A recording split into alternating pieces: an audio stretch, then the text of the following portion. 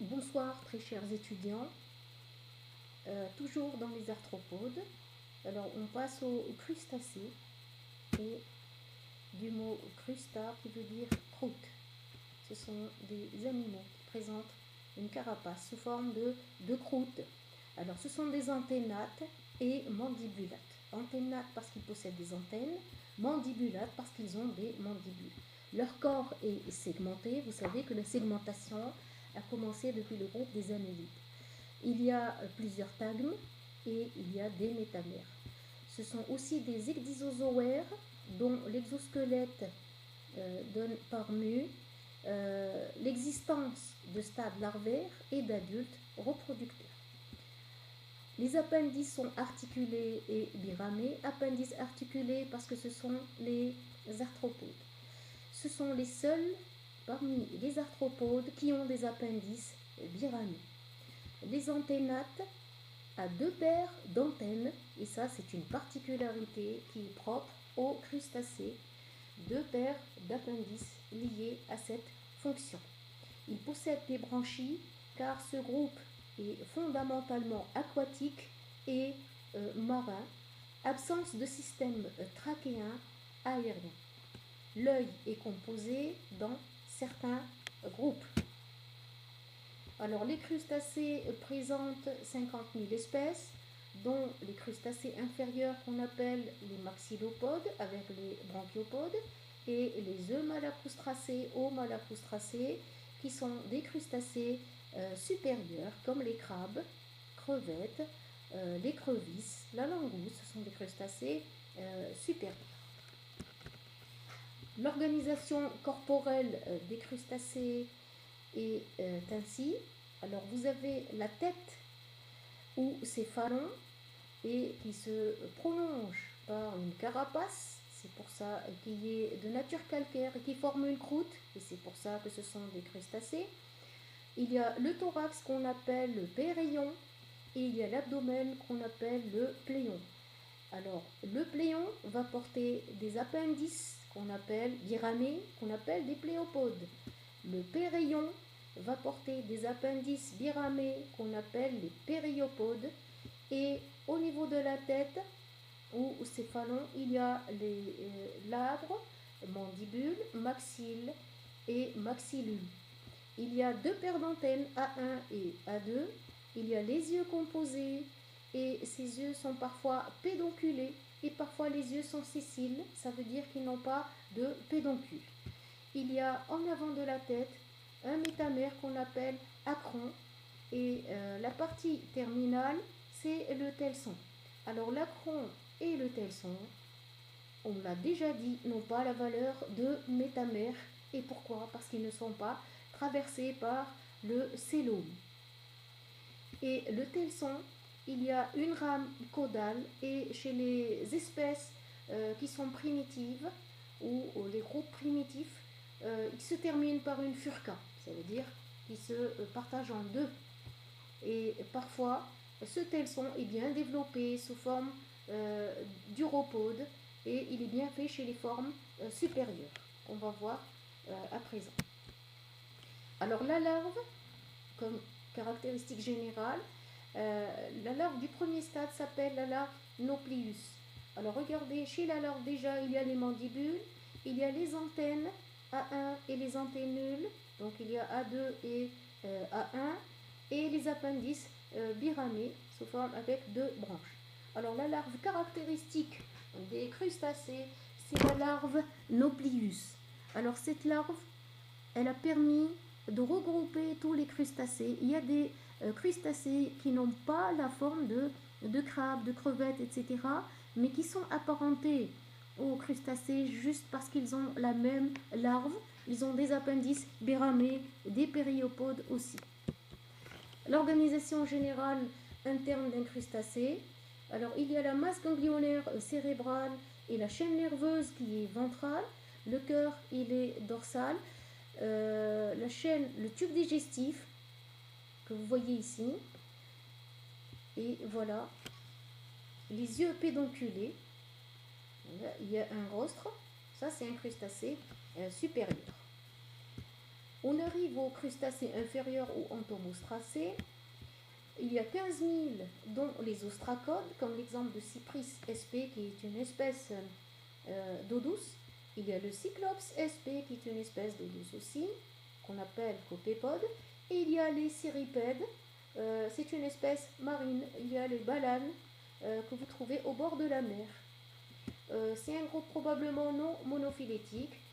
Ils ont une vie soit libre, soit parasite. Il y a aussi la daphnie, Daphnia pulex, qui est très utilisée en écologie dans les études de laboratoire. Il y a l'épidyrus qui se trouve dans les eaux généralement d'eau douce, parfois salines, des eaux qui sont avec du sel, et des eaux temporaires parfois, des dayas temporaires comme les dayas de la forêt de Marmora qu'on a connus dans le temps, qui ont disparu actuellement. Les crustacés entomostracés ostracodes présentent une carapace bivalve en forme d'haricot, sont très petits de taille, là vous les voyez de grande taille, sont marins ou dulcicoles. Il y a 2 à 3 appendices qui sont non foliacés. Là vous pouvez voir les antennes qui débordent de la carapace et le telson qui se termine par une furca. Voilà la furca ici. Et ça, ce sont les antennes qui débordent de la carapace. Vous voyez l'œil à l'intérieur. Ensuite, on a les copépodes. Alors, les copépodes, leur systématique repose sur la taille de leurs antennes. La taille de leurs antennes. Les antennes A1 servent à la locomotion et ils s'appellent rame ou aviron. Et ils s'appellent cope, c'est pour ça qu'on les appelle copépodes. Ils sont libres ou parasites, marins ou dulcicoles. Ils forment la base du zooplancton et ils ont un seul œil médian. Un seul œil médian. On arrive aux cirripèdes qui sont des crustacés inférieurs qui se mangent, comme ici les anatifs qui sont pédonculés, qui se mangent. On les appelle des pousse-pieds en français, longtemps considérés comme des mollusques en raison de leur coquille. Ils vivent fixés sur un substrat et certains sont parasites. Alors on a les pédonculés et on a ici les operculés parce qu'ils ont un opercule. Regardez l'opercule à ce niveau-là. Alors ils sont apparentés aux crustacés parce qu'ils ont des périopodes qui débordent de la carapace et grâce à leurs larves, nucleus. Sinon ils n'ont pas la forme de crustacés. Alors là c'est un cirripède, c'est la saculine, la voilà, qui se trouve au niveau de la partie ventrale d'un crabe et c'est un parasite. La saculine est un parasite de crabe ou de crustacé, donc c'est un crustacé inférieur qui a parasité un crustacé supérieur. C'est un parasite qui féminise le mâle des crabes. Les entomostracés branchiopodes, on a le genre Branchipus, Artemia salina parce qu'elle vit dans les eaux salées ou salins, le milieu salin. Et vous avez la daphnie avec les antennes et les antennules, les yeux que vous voyez ici en noir, les très petites de 1 à 5 mm, aspect de la carapace elle est bivalve, alors A1 est réduite et A2 est natatoire. Alors les appendices sont en forme de branchies, donc ils ont plusieurs appendices. C'est pour ça qu'on les appelle branchiopodes, branchies natatoires, et qui font la même fonction. Toutes les branchies, ces branchies ou ces appendices assurent toutes les fonctions. Ils ne sont pas spécialisés. Et c'est pour ça que ce sont des crustacés inférieurs. Un autre crustacé entomostracé, donc c'est un crustacé inférieur aussi, avec plusieurs, regardez ici, les appendices qui sont foliacés avec des branchies et qui assurent toutes les fonctions, c'est-à-dire la reproduction, l'alimentation, toutes les fonctions. Ici vous avez les yeux de part et d'autre, les antennes et les antennules. On arrive aux crustacés supérieurs ou aux malacostracés. Il y a 22 500 espèces dont les décapodes, les euphausiacées, les isopodes, parce qu'ils ont les mêmes pattes, les amphipodes, parce qu'il y a une partie vers l'avant, une partie vers l'arrière, amphi et pode. Fusion du céphalon et du thorax en un céphalopode. thorax. Vous pouvez voir que la tête, elle a fusionné, donc la tête, elle fusionne avec le thorax. Hein, c'est pour ça qu'on les appelle, euh, tout ça, c'est un céphalothorax.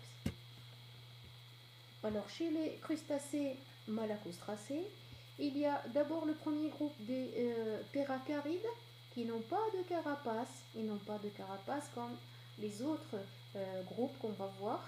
Il y a les péracarides, les oplocarides et les eucarides. Alors, on commence par les amphipodes avec le genre, avec le gamard. Et il y a aussi les isopodes. Alors, isopodes, ça veut dire que les pattes se ressemblent, sont pareils, comme le cloporte ici, ou porcellio, qu'on appelle en arabe mirjda. Alors, une seule paire d'antennes visibles chez le cloporte. Et bien sûr, si vous le touchez, il s'enroule en boule pour se défendre. Alors là, c'est le seul crustacé terrestre. C'est le seul crustacé terrestre. Les amphipodes, on les trouve à la source vitelle. Vous pouvez les voir, ils nagent sur le côté. Hein, les amphipodes, comme ce gamma. Vous avez les isopodes aquatiques comme Acélus, ce sont des espèces qui vivent soit en profondeur des eaux douces, soit dans les eaux souterraines. Et là, les pattes sont, ça c'est un isopode. Hein. Alors, les péracarides isopodes, les pattes sont identiques, pas de carapace céphalothoracique, c'est pour ça que ce sont des péracarides. Le corps est aplati dorso-ventralement. Il y a une seule paire d'antennes visibles chez les cloportes. Alors là, c'est un isopode qui est terrestre, le cloporte, et là, c'est un isopode qui est aquatique, d'eau douce généralement. Chez les péracarides amphipodes, pas de carapace céphalothoracique toujours. Alors ce qui est en rouge ici, c'est cette caractéristique. Le corps, il est comprimé là, il est comprimé latéralement. Ce n'est plus dorso-ventralement comme chez le cloporte. Les pattes sont de deux types et orientées dans les deux sens.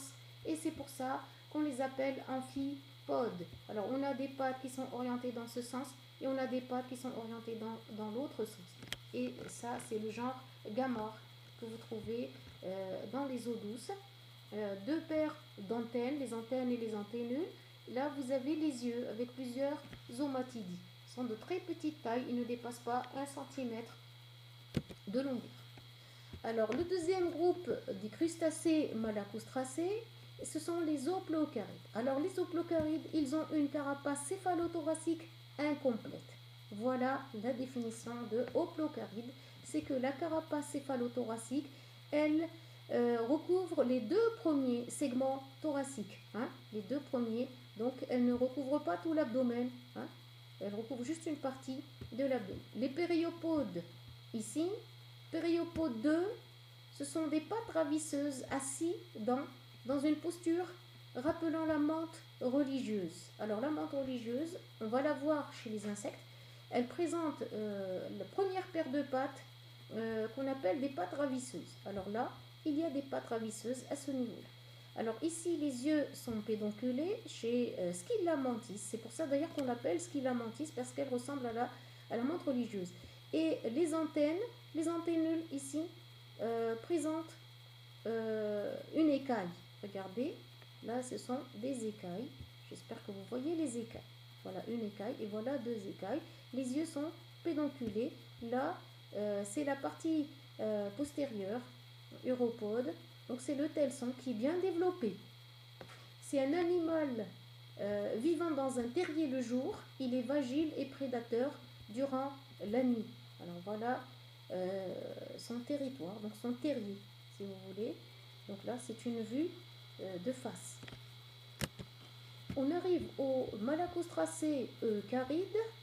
Alors les malacostracés eucarides, ils sont décapodes. Décapodes, ça veut dire déca, ça veut dire 10, et pod, ça veut dire pattes.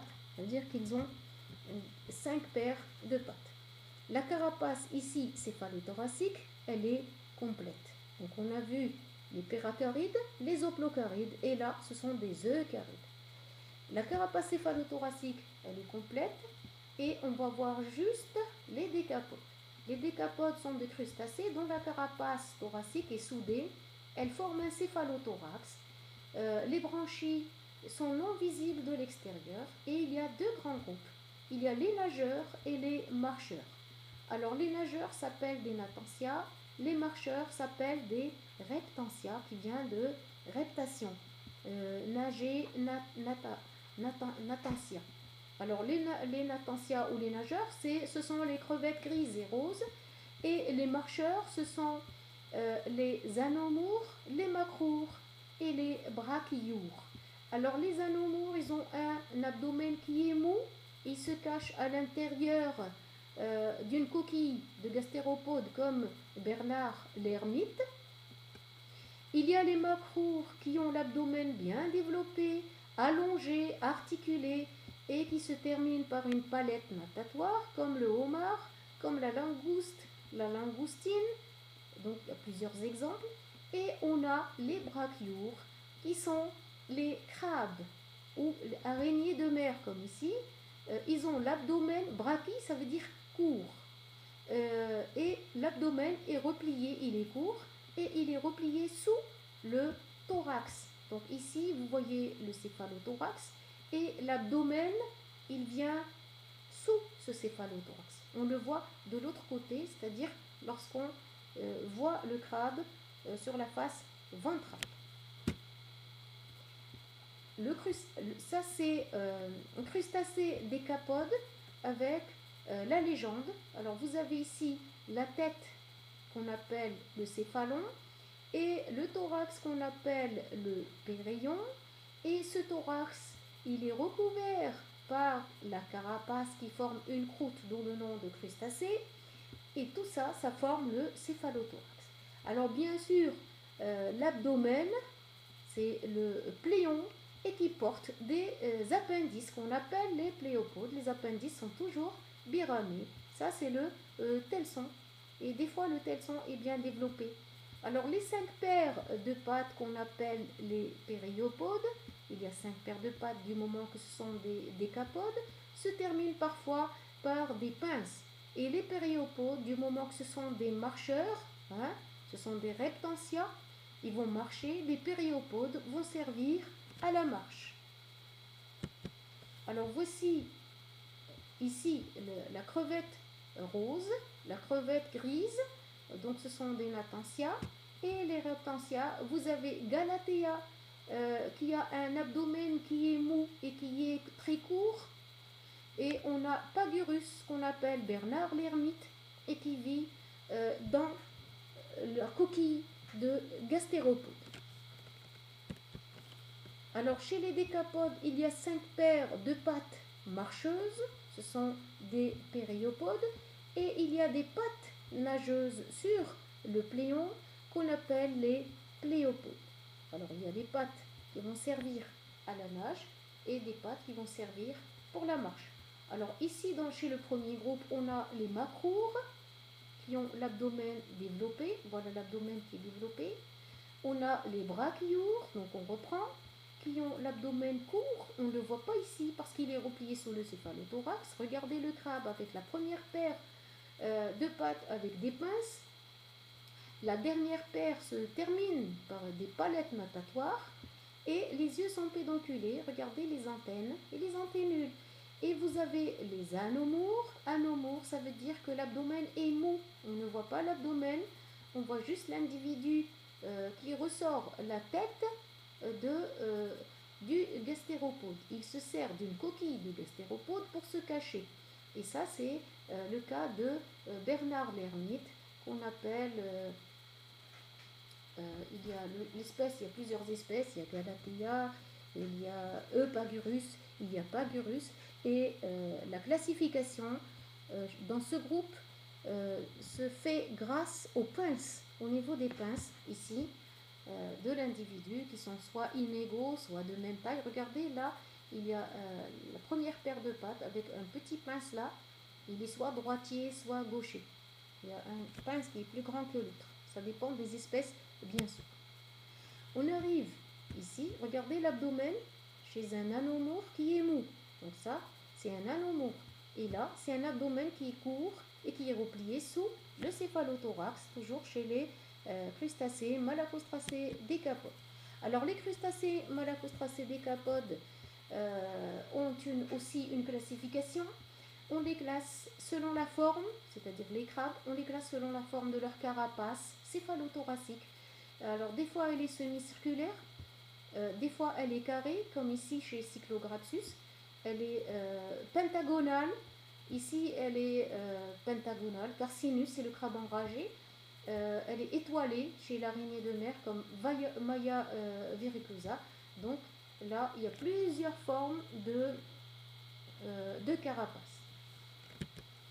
Et pour finir, les crustacés, ça c'est le plus grand crabe actuel, c'est le plus grand arthropode qui s'appelle Paralithodes kamchacyticus. C'est compliqué à prononcer. Et voilà, on a fini avec les crustacés.